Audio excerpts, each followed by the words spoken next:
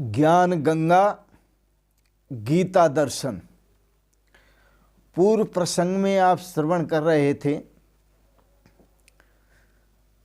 देवान भावयतानेन ते देवा भावयन्त वः परस्परम भावयन्त परम श्रेयम अवाप्स्यथ।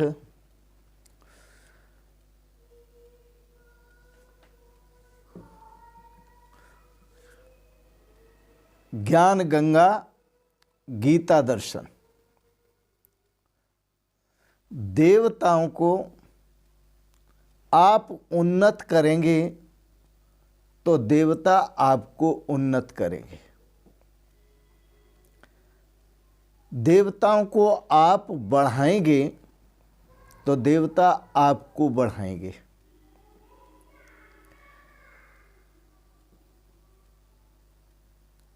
तो दैवी संपद गुणों को बढ़ाने से, अच्छे गुणों को बढ़ाने से, अपने अंदर अच्छे आचरण करने से देव प्रसन्न होते हैं। फिर वह देव हम पर कृपा करते हैं। तो देवान भावयतानेन, यज्ञ के द्वारा, अनेन यज्ञेन देवों को प्रसन्न करो। ते देवा भावयन्त वह, वो देवता तुम्हें प्रसन्न करेंगे। परम परस्परम भावयन्तः, एक दूसरे के प्रति, देवता आपके प्रति और आप देवों के प्रति यदि भाव सुंदर रखेंगे तो दोनों ही श्रेय को प्राप्त होंगे। बड़ा सुंदर है। अंतःकरण की वृत्तियां हैं, विजातीय वृत्तियां और सजातीय वृत्तियां। जो विजातीय वृत्तियां हैं उनका त्याग करना है और सजातीय वृत्तियों की वृद्धि करनी है। विजातीय वृत्तियां वो हैं जो शरीर से, भोगों से संबंध रखने वाली हैं,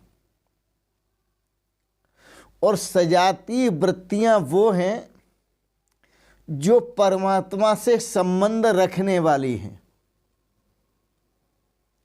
इसलिए विजातीय वृत्तियों का तो परित्याग करो, सजातीय वृत्तियों को धारण करो। इष्टान भोगान वो देवा दास्यन्ते यज्ञ भाविताः तैर्दत्तान प्रदायेभ्यो यो भुंक्ते तेन एव सः। दो बातें, एक तो व्यवहारिक, एक पारमार्थिक। भगवान श्री कृष्ण कहते हैं, इष्टान भोगान ही वो देवा दास्यन्ते यज्ञ भाविता। आप जो दैवी संपदा के अनुसार यज्ञ करेंगे तो उस यज्ञ से प्रसन्न हुए देवता दास्यन्ते इष्टान भोगान, वो तुम्हें इष्ट भोगों की प्राप्ति कराएंगे। व्यवहार में मैंने कहा आपको दो बातें। व्यवहार में इष्ट भोग, जो व्यवहारिक सुख है, व्यवहारिक शांति है, व्यवहारिक आनंद है, व्यवहारिक सुविधाएं हैं, व्यवहारिक हर प्रकार से आपकी व्यवस्थाएं हैं, वो देव प्रदान करेंगे। आध्यात्मिक दृष्टि से इष्टान भोगान, आप चाहते हैं उस परमात्मा के आनंद को, आप चाहते हैं परमात्मा के स्वरूप का आनंद लें, परमात्मा स्वरूप का आनंद लें। इष्टान, इष्ट, इष्ट किसे कहते हैं? परमात्मा को। और कोई दूसरा इष्ट नहीं है। हमारा यदि कोई इष्ट है तो परमात्मा ही हमारा इष्ट है। तो इष्टान भोगान वो देवा दास्यन्ते, वो आपको परमपिता परमेश्वर से मिला देंगे। वो देवता हैं कौन?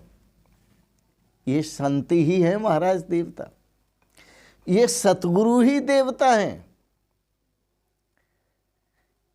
जैसे आप सतगुरु की सेवा करते हैं, सच्चे गुरुओं की सेवा करते हैं, तो वो आपको ज्ञान देते हैं।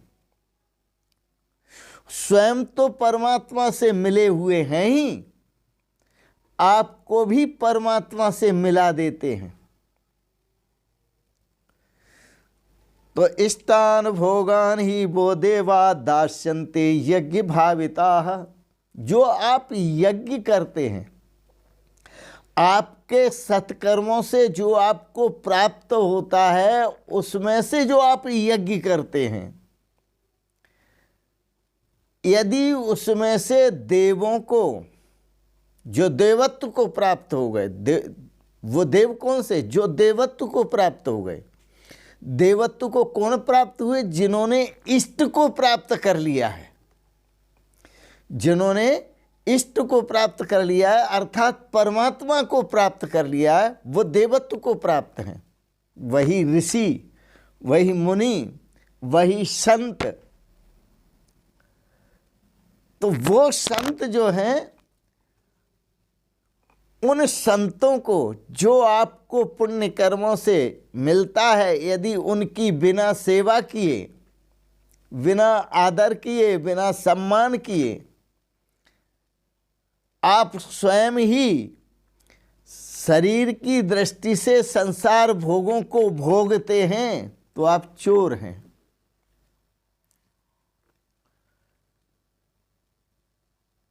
तो आप चोर हैं। दैवी गुणों को बिना बढ़ाए यदि आप संसार के भोगों को भोगते हैं, तो आप चोर हैं।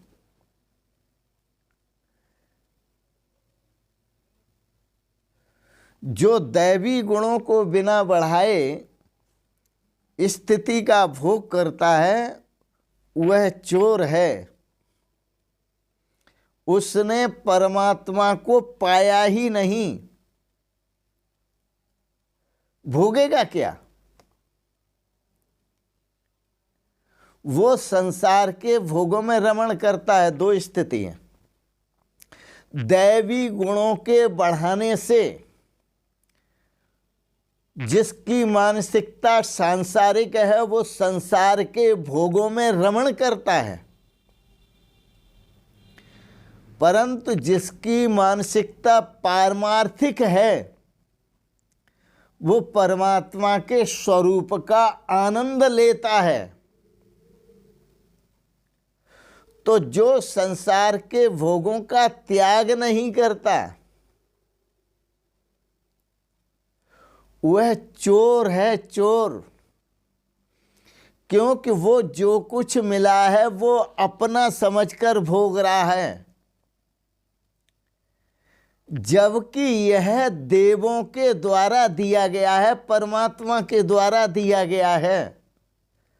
तो उस संपत्ति को, उन भोगों को परमात्मा का न मान करके और स्वयं का मान लेता है, अहंकार करता है।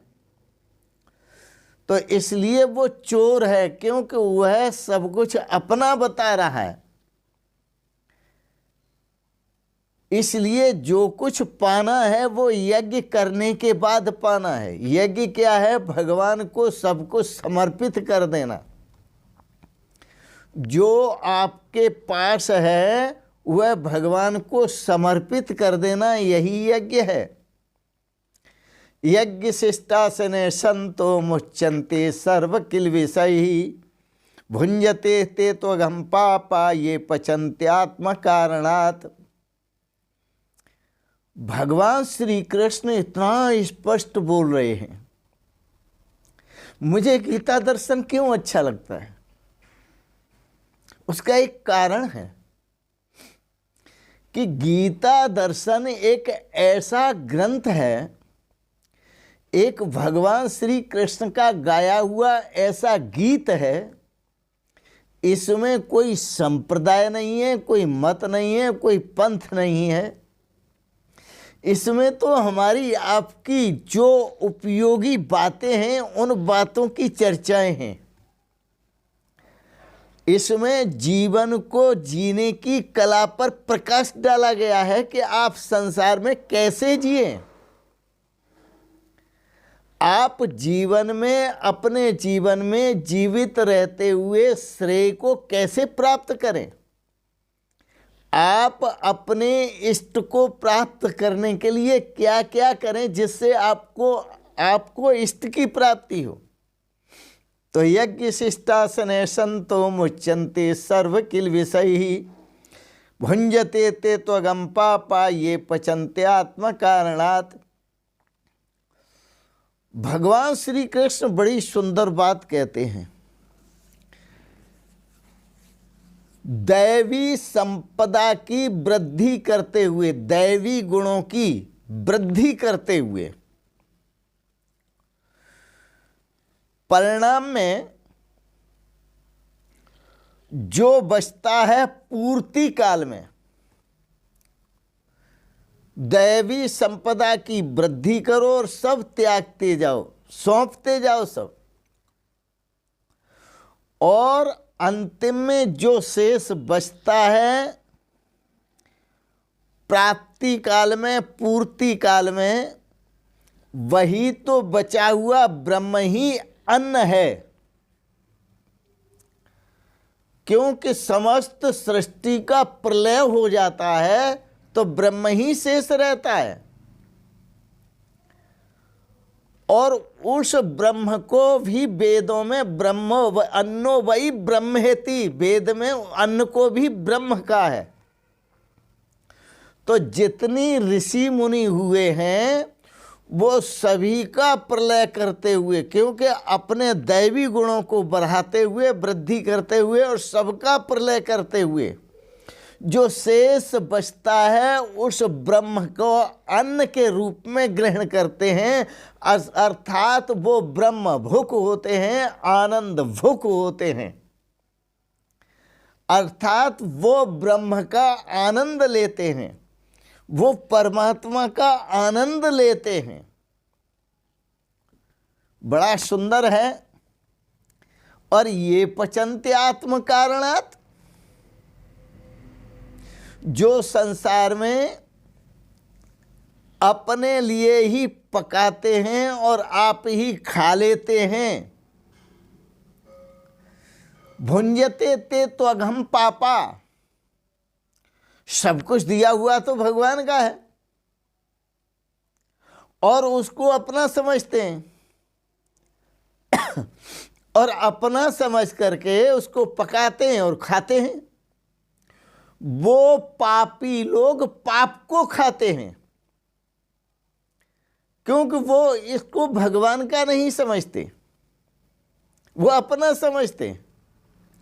तो भुंजते तो अघम पापा, वो पापी लोग अघम भुंजनते, वो पाप को खाते हैं क्योंकि वो पचंती आत्म कारणात् पचंती, वो अपने लिए पकाते हैं, वो समझते हैं हम अपना पका रहे हैं और अपना खा रहे हैं। तो शरीर पोषणार्थी सन, जो केवल शरीर के पोषण के लिए ही जीते हैं, जो केवल शरीर के पोषण के लिए ही जीते हैं, वो पाप खाते हैं, पलट सुधाते सठ विष लेहीं। वो अमृत को तो छोड़ देते हैं और विष को भक रहे हैं, भगवान को छोड़ देते हैं और भोगों को भोग रहे हैं, भग रहे हैं, भोगों को भोग रहे हैं। इसलिए पलट सुधाते सठ विष लेहीं, वो सठ सुधा अमृत को तो छोड़ देते हैं और विष का पान करते हैं। इसलिए भगवान श्री कृष्ण सावधान करते हैं, यज्ञ शिष्टासने संतो मुच्यन्ते सर्व किल विषयी। सब कुछ भगवान को सौंपने के बाद जो शेष रह जाए।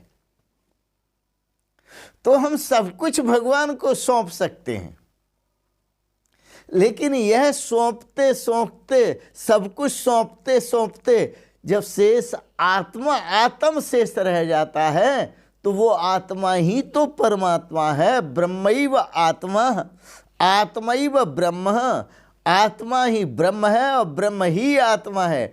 तो सब कुछ सौंपते सौंपते आत्मा ही शेष रह जाती है, वही ब्रह्म है। तो आनंद भुक संत ऋषि मुनि योगी आनंद भुक होते हैं। वो आत्मा का आनंद लेते हैं, प्रभु का आनंद लेते हैं, परमात्मा का आनंद लेते हैं। यह आत्मा भगवान कृष्ण का स्वरूप है, यह आत्मा भगवान राम का स्वरूप है, यह आत्मा भगवान शिव का स्वरूप है। इसलिए संत सावधान करते हुए संकेत करते हैं, शिव स्वरूप जो आत्मता को लक्ष्य ब्रह्म में जोड़। शिव स्वरूप जो आत्मता को लक्ष्य ब्रह्म में जोड़, यह सिद्धांत अटल संतों का है वेदांत निचोड़। ये वेदांत का सार है। आत्मा और परमात्मा एक ही हैं।